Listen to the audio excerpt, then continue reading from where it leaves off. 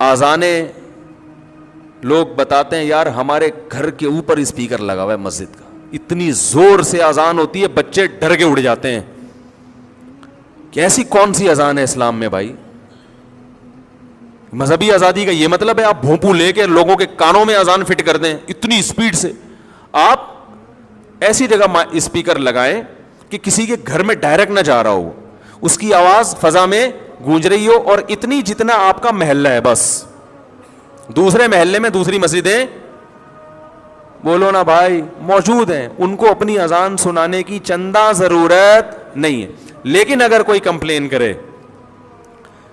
کہ یہ اسپیکر میرے گھر میں میرے کان میں میرے کھوپڑے کے اوپر لگا دیا ہے مسجد والوں نے, میرے بچے رات کو ڈر کے فجر کی اذان میں ڈر کر, ایسے بچے بھی ڈر کے اٹھتے ہیں. دوسرا ایک صاحب نے مجھے کہا میں اسٹڈی کے لیے بیٹھتا ہوں, اتنی زور زور سے مسجدوں کی اذانوں کی آوازیں, ایک اذان ختم ہوئی پھر دوسری پھر تیسری, سب کے اسپیکر اتنے زیادہ ہیں کہ اپنے محلے تک محدود نہیں ہے.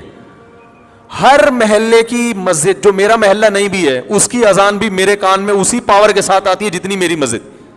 تو میرا پونا گھنٹہ آدھا پونا گھنٹہ اسی میں لگ جاتا ہے.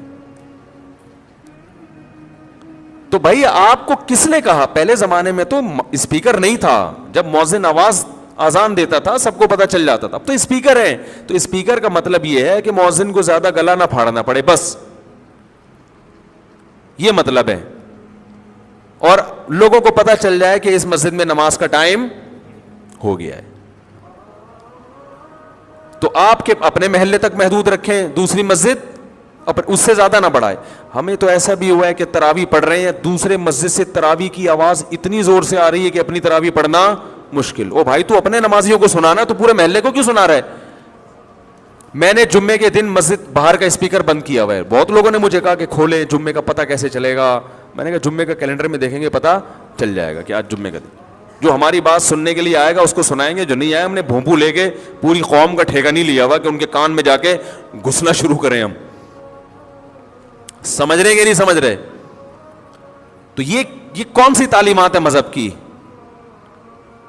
رسول اللہ صلی اللہ علیہ وسلم اتنا خیال کر رہے ہیں تہجد میں اٹھتے ہوئے بھی کہ کسی کی آنکھ نہ کھلے.